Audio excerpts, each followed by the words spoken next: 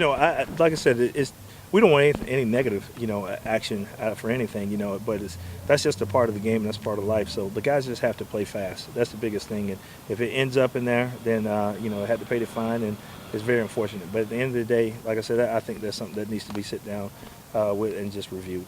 Is the onus going to be on the referees to start calling those kind of plays if it's 50-50? You know what? I can't tell you.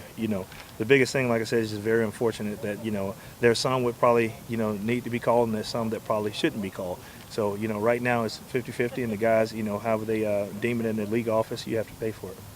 Corey, we've been over halfway through the season. What are the intangibles that Geroy Simon brings to this team that maybe even the sharp eyes of the media don't see every day?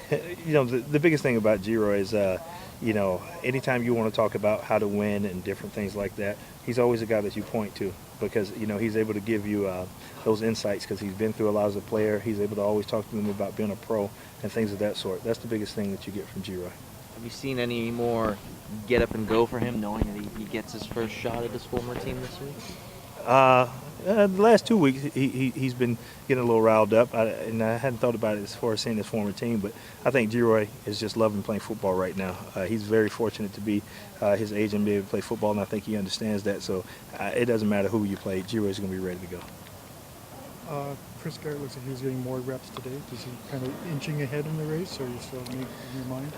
It looks like he's inching ahead there, and I think, I can't make a final decision on that, not today. Like I said, he did have one play where I think he went the wrong direction or something like that, so there's still some learning there. He put one on the ground today and walked off the field with 2 footballs in his hand and did some drills on his own. Is that at all a concern, the rust he may have without running? Or no, I think it's.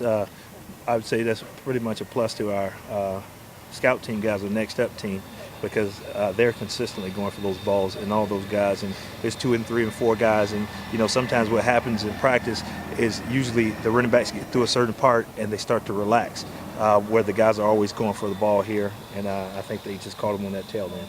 Is Macho Harris injured, or is this a correction period for him? I couldn't tell you.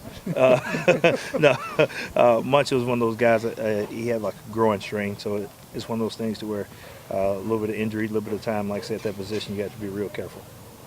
Talk about the importance of this game Sunday, Corey.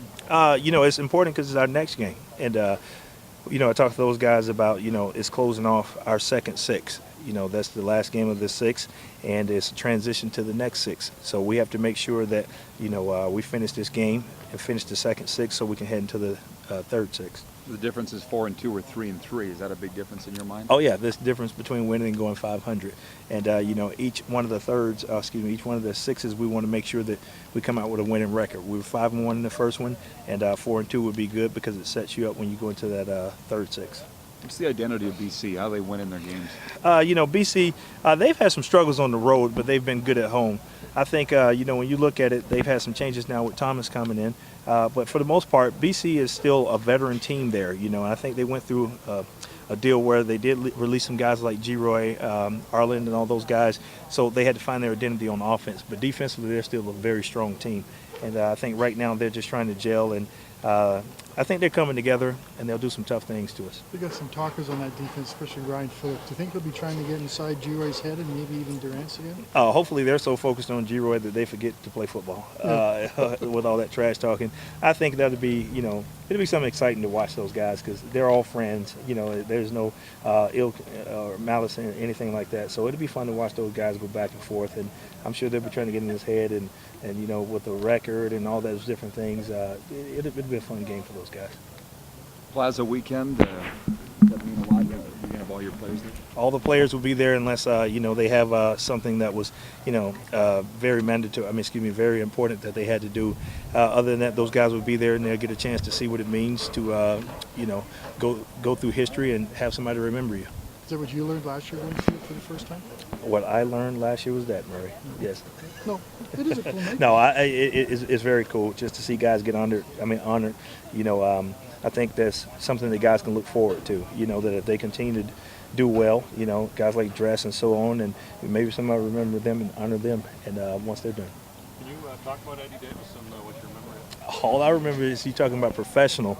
Eddie was the true professional. Before every game, I always saw him working out, stretching, doing everything, and you could tell that he was just the leader of the defense from what I saw. And he's one of those guys that every coach wished they had because he was going to run it. And for a number of years there, I can tell you that Richie probably loved having that because he was one of those guys that ran the defense. Right at Gino, right to the end, a lot of people say he was still the best technician out on the O-line. Oh, yeah, Gino.